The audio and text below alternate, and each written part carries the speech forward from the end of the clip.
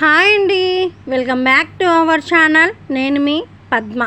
ఈరోజు రెసిపీ వచ్చేసి టమాటో పప్పు అండి. నా స్టైల్లో నేను ఎలా చేస్తానో ఈ వీడియోలో చూపిస్తాను.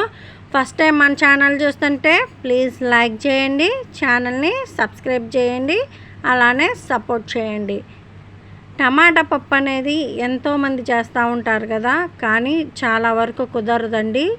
ఎందుకంటే పుల్లగా ఒక్కొక్కసారి పుల్లగా అని వస్తుంది. కానీ ఇలా చేయండి, చాలా బాగుంటుంది. ముందుగా పచ్చిమిర్చి, టమాటోస్, ఉల్లిపాయలండి శుభ్రంగా కడుక్కొని ఒక ప్లేట్లో పెట్టుకొని ముక్కలుగా కట్ చేసుకోండి.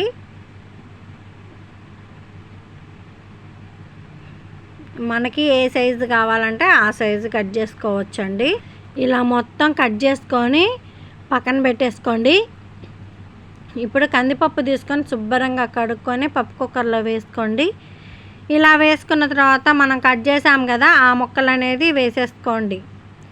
ఇలా వేసుకొని కొంచెం అంత చింతపండు, చిన్న సైజు అంతే అండి, ఎక్కువ వేయద్దు, టమాటా పప్పు బాగోదు కాబట్టి కొంచెం అంత చింతపండు అనేది వేసుకొని, అలానే కొంచెం పసుపు వేసుకొని, మీరు కారం ఉంటే కారం వేసుకోవచ్చండి. నేను ఇక్కడ మాత్రం టమాటా పప్పులోకి కొరింకారం పచ్చడి అనేది యాడ్ చేస్తున్నానండి, వేస్తున్నాను. కొరింకారం పచ్చడి వేసుకోవడం వల్ల చాలా బాగొస్తుందండి టమాటా పప్పు అనేది. ఇది కొరింకారం పచ్చడి అంటే నిల్వ పచ్చడి అన్నమాట. ఇది కొంచెం అనేది వేసుకొని, కొంచెం ఆయిల్ అనేది కూడా వేసుకొని ముక్కలు మునిగేదాకా అనేది వాటర్ పోసుకోండి. ఎక్కువ అనేది కూడా పప్పుకు వాటర్ పోయొద్దండి. మనకి పప్పు ఉడికేటట్టు పోసుకుంటే సరిపోతుంది, ముక్కలు మునిగితే సరిపోతుందండి. ఇలా వేసుకున్న తర్వాత పప్పు కుక్కర్ పెట్టుకొని ఒక 4-5 విజిల్స్ వచ్చేదాకా గ్యాస్ ఆన్ చేసుకోండి. 4-5 విజిల్స్ వచ్చాయండి, గ్యాస్ ఆఫ్ చేసుకుందాం. ప్రెషర్ మొత్తం పోయింది. ఇప్పుడు పప్పులోకి కొంచెం రుచికి తగినంత సాల్ట్ అనేది వేసుకొని బాగా వెనుపుకోవాలండి. పప్పు అనేది ఎప్పుడైనా సరే ఒక్కలొక్కలు వండితే అస్సలు బాగోదండి. పప్పు ఎప్పుడైనా గంధంలాగా ఉండాలన్నమాట. మనకి బాగా మెత్తగా మెదిగిపోవాలి, అప్పుడు పప్పు అనేది చాలా కమ్మగా ఉంటుందండి. చూసారా, వీడియో క్లిప్లో చూసినట్టు ఎనుపుకోవాలి. ఇది ఇలా ఎనుపుకున్న తర్వాత ఇప్పుడు మనం పోపు అనేది వేసుకుందామండి.